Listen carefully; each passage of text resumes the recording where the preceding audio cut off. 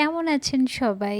আজকে অনেক দিন পর আবারও নতুন একটি পেন্টিং নিয়ে আমি আপনাদের সামনে চলে এসেছি। অনেক দিন থেকেই আমার পেন্টিং করা হচ্ছিল না। তো ভাবলাম একটু পেন্টিং করতে বসি যেহেতু একটু সময় পাওয়া গেল।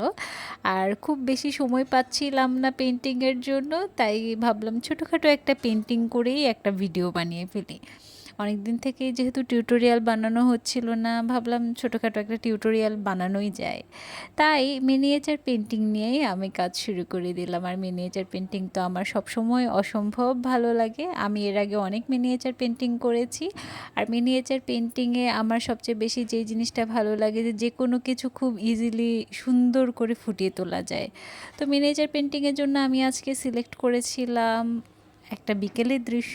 আর ল্যান্ডস্কেপ পেন্টিং তো আমি সবসময় অনেক বেশি পছন্দ করি। আর বিকেলের দৃশ্যটা আমার অনেক বেশি ভালো লাগে, কারণ সূর্য ডোবার আগ মুহূর্তে আকাশটা যখন হলুদ হয়ে যায় দেখতে অনেক বেশি ভালো লাগে।